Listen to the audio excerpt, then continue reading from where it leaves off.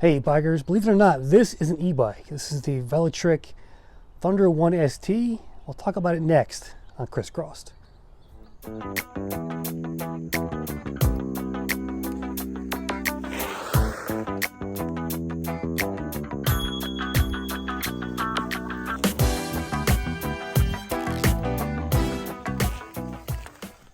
All right, this is the new Velotric. It's the color's called Lava.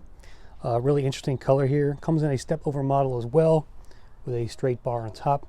This is a step through. I actually like this design. It's not very step through. It's sort of kind of in the middle almost, kind of a mid step. Highlights on this bike: 350 watt motor back here, 36 volt 10 amp hour battery hidden here in the down tube. You can't take it out. Weight 36 pounds. It's extremely light. It's basically a road e-bike that has electrical assist. 5 PS levels, 45 Newton meters of torque, and top speed of 20 miles an hour. So let's dive deeper into the specs and see what else it has. All right, so as far as the frame goes, it's 60/61 aluminum, and this is the medium size. Comes in small as well. The small frame is good for 5 feet to 5'6". And this medium frame is from 5'3" to 6'1". So I'm 6 foot tall. It fits me perfectly. And you can see where I have the seat height there on this e-bike. Pretty comfortable ride, and the handlebars are has a slight sweep to them coming back to you, so it's pretty ergonomic overall. Let's talk about the electronics. There's that rear hub motor, 350 watt with a peak of 600 watts. And again, 45 Newton meters of torque. The battery are Tesla grade cells, 21700, made by Samsung. Again, in that down tube there, hidden completely. The charge port is on the other side. The charger is a 2 amp charger, and there is a torque sensor on this e-bike as well. So you get power to the motor once you start pedaling harder, and you kind of feel it kick in. Been playing it with it the last week or so. It's been pretty nice. The headlights and tail light. Well, the headlight is here. It's an LED light. It kind of comes on automatically. I think it's auto sensing, and it has an adjustable angle there. The tail light is just it's a battery operated light back there. This also comes with Apple Find My. So I haven't set it up yet, but you don't need an AirTag. You just basically use the control here, the control panel for the PS settings, to sync it up with your phone, and I'll try and do that at some point. But pretty cool feature, Apple Find My device on this Velotric. So no need to buy an AirTag, which is a really nice feature. Haven't seen it before on an e-bike that works directly with Apple. So kudos to Velotric for hooking us up. Top speed on the e-bike is 20 miles an hour, as I said. They claim range of 52 miles, up to 52 miles in the eco settings. So I think on flat ground, it's probably doable. You have 5 levels of pedal assist, and they're color coded. Green, blue is tour mode, orange is normal, red is sport, and purple is turbo. And so you can use this to change it, or you can use the control pad up here on the handlebars to do that as well. Let's talk about the drivetrain. So we have a Pro Wheel 42 tooth narrow wide chainring here, which is mated to a Shimano Altus derailleur, and an 8-speed 11 to 32 tooth freewheel back there, or cassette. And that's mated with an 8-speed paddle shifter up here on the handlebars. When it comes to the wheels, we have a 700C disc double wall alloy pinned rim, which you can see here, this Ultra. And those are 700 by 40C puncture resistant tires. Nice street tires. They look pretty thick, and they have a really nice tread on them. They're not too hard on the road, so I'm not sure what, give you a sense of the size of them. They're not really thin, so they do help with bumps overall, but I really like the tires on this Thunder 1. Velotric claims the max bike load on this e-bike is 440 pounds. And I guess there's a rack as well that is good for 55 pounds. But let's take a look at the cockpit up here. The handlebars are 30mm rise with a 6-degree back sweep, 3 degrees up sweep, and total length of 680mm. We have the Velotric ergonomic comfort grips on both ends.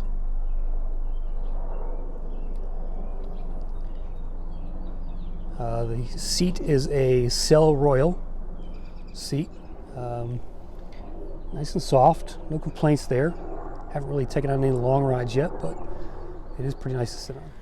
They also give you a bell with the bike, and then here is where you can put the phone mount. Now you do have to, there's a phone mount that just basically screws in here and has a self-adhesive backing on it, so you have to basically sticker it onto your phone.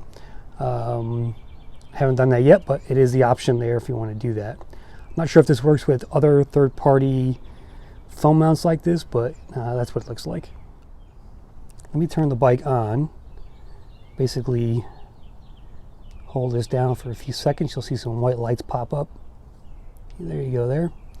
Now the bike is on, and then I can scroll through the different colors. I'm going to use the levers here, the control pad, to go up in colors so you can see that. Hopefully you can see that. I'm in, what am I in now? I'm in purple. And there's orange, or red. There's orange. There's blue, green, and finally white is just basically nothing. Here's a look at those Tetra hydraulic brakes and the 160mm rotor on the front wheel here. No suspension, obviously. It's a frigid fork, but it's been a pretty nice ride overall. Here's a look at the headlight. So it's pointed down at an angle.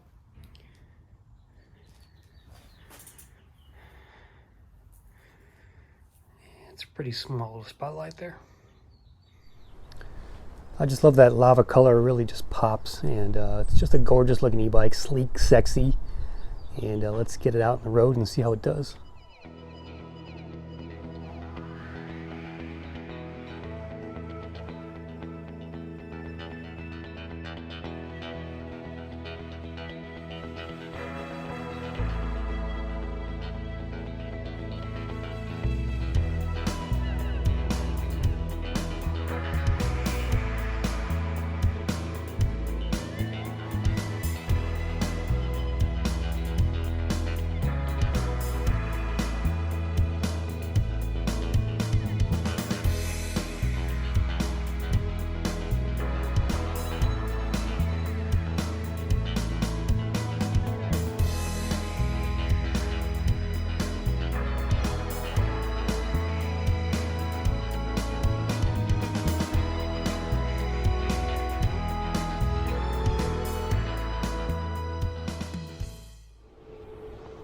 So this bike is pretty comfortable to ride, despite being no suspension.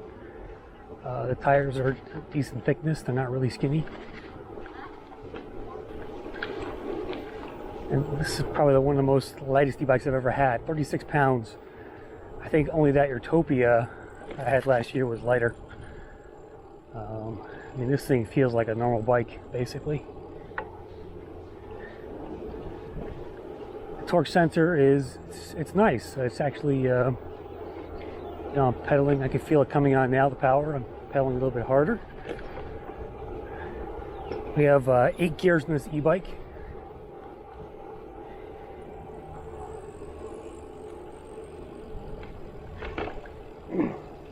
Very agile. Quick turn, short turning radius there.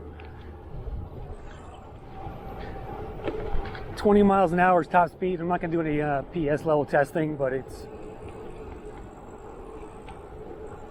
pretty basic e-bike. No hill test either. I did try it on a hill, and I struggled up it, even in the lower gears. So 350 watts, not going to be a great hill climber. So definitely use it for flat conditions mainly, and you know, some small small hills if you have them.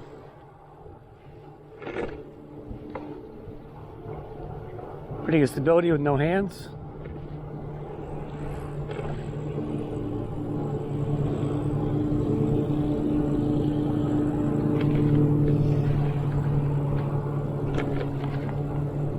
Getting off the line is pretty easy. Just kind of push the bike forward, and that pedal assist immediately kicks in there.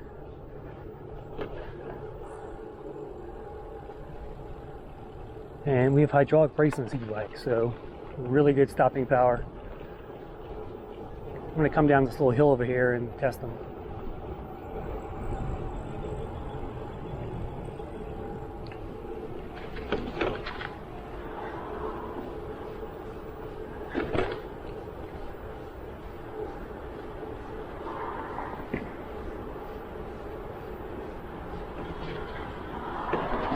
All right. Right here, it's not too bad going up the hill. Small, moderate hills, you should be okay. Anything more than moderate, you're going to feel that burn in your legs.